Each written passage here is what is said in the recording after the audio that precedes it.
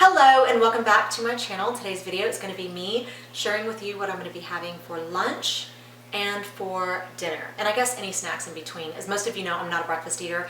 I have not been a breakfast eater for over 20 years. I've always kind of kept the same style of eating.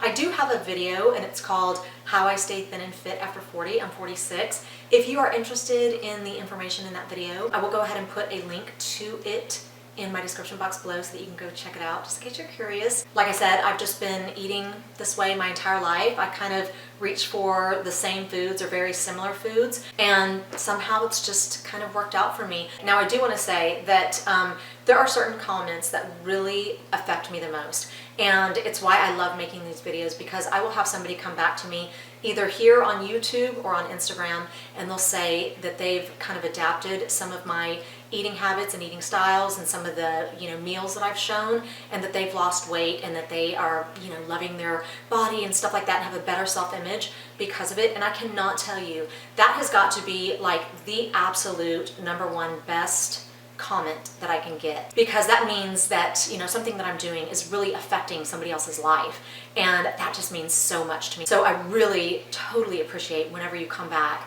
and take the time to leave me a message like that. It just means the absolute world to me. I literally feel a little bit emotional and have goosebumps right now just having said that. But anyway, okay, so let's go ahead and jump in. Let me show you what I'm going to be having for lunch. Now I do want to say that just because I don't eat breakfast doesn't mean I don't love breakfast type foods. So this is kind of going to be a breakfasty lunch, I guess a brunch, right? So let's jump in. Let me show you what I'm going to have for lunch. Okay, so this is what I'm going to be having for lunch. I'm going to have some boiled eggs. I've got 2 boiled eggs here. Now, 2 is about the limit for me. Anytime I've ever eaten 3, I really regret it. I don't know what it is. I love the taste of boiled eggs, but if I eat the 3rd one, I feel like it was so gross that I even ate boiled eggs. I don't know why. Anyway, I put a little bit of salt on all of them. Now, I do not eat the entire yolk. I only eat maybe about 1/3 of the yolk with each egg. I do want a little bit of yolk in each bite, but I don't eat the entire yolk. The yolk is where the fat is found, but there are also some good things found in the yolk too, so I do like to have a little bit of the yolk. Then over here, I'm going to be having some pineapple and cottage cheese. I'm definitely going to put some cottage cheese on that one. I just kind of wanted to show you.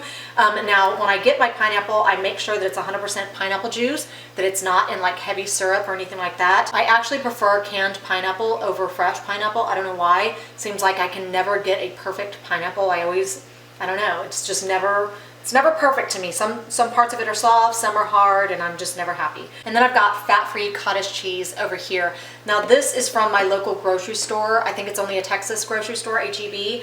I'm not crazy about the fat-free Walmart cottage cheese. There's something very different about this one that I just really love. So I guess you just have to kind of find one that you like. So yeah, I just put some cottage cheese over pineapple, and I absolutely love it. I think most people either love or hate pineapples and cottage cheese, but I absolutely love it. Now I do want to say that this is actually a very filling lunch. Occasionally I will have one more pineapple with some cottage cheese over it, but today I think I'm only going to have 2. Either way, it's going to be filling. Just sometimes I just feel like I want to continue eating. Okay, I do want to say something real fast. I do not know how many calories and fat grams are in, this lunch. I don't count calories. I did whenever I was younger. I used to be really strict about certain things, and I was very much a calorie and fat counter, and so I think I just kind of learned which things I can eat a lot of and I can eat regularly, and which things I should kind of stay away from if I want to maintain a certain physique. And so that's just what I've done. So I don't know exactly how many calories and fat grams are in that meal, but I know it's something that I can eat really often, and it's just not going to put weight on me. Okay, so I'm sitting here waiting for my son to get out of school, and I got about a 30-minute wait here, and so I'm definitely going to munch on some things. I did change my top, by the way. I've got on jeans also, just because I wanted to be really comfortable as I sat here. I do have slippers on too, so hopefully there's no emergencies and I don't have to get out of the car for anything. Otherwise, I do keep a pair of sandals in my car just in case, even though it's like 61 degrees out. Anyway, I'm going to be eating this right here. This is just oats and honey granola bars. There's 2 of them, 190 calories, 6 grams of fat. It's a little bit more calories and fat than I typically like to eat, but these are really good and I eat them often, so apparently they're fine for me. Another thing that I'm gonna munch on, and it's pretty common, is some beef jerky. This is my favorite right here. It's made by my local grocery store. I do have this kind in my car too, just for backup, just in case I don't have that stuff. This I just picked up at Walmart. It's not my favorite, but it's not bad. And I do have some peppermint tea right here. This is, I just buy these peppermint tea bags, and then I put some Truvia. Oh my gosh, it's so good and refreshing and minty and yummy. And if you're wondering what this is, that is my visor. Since I'm in my car waiting for 20 minutes, I don't want to sit here with the sun beating down on me. Somebody's walking over here and she's looking right at me. So anyway, I'm gonna get to munching. I do not like to eat on camera. I'm really grossed out when other people do it. It's not that they're gross, it's just I have a hang up, and so I don't know, I feel like there's probably other people out there like me that don't like to see or hear other people eat, so I'm not gonna do it to you guys. Okay, the traffic is moving up, so I've gotta go. Okay, so this is what I'm having for dinner right here, and just so you know, on the bottom here I have some rice pilaf. I used probably about half of a bag. This is my favorite kind of rice. Well, these Uncle Bens ready rice, because for whatever reason I'm really rice challenged, and anytime I try to make rice, somehow I mess it up. So I love these. This is the rice pilaf. Per serving, there's 2 in a bag. I used half, so there's 210 calories per serving. Let's see, 2.5 grams of fat. So that is the rice that I have on the bottom there. Then I have a hamburger patty, and it looks like this. I just put it in the oven and broiled it, and I like to have it more cooked on the outside and then still pink on the inside.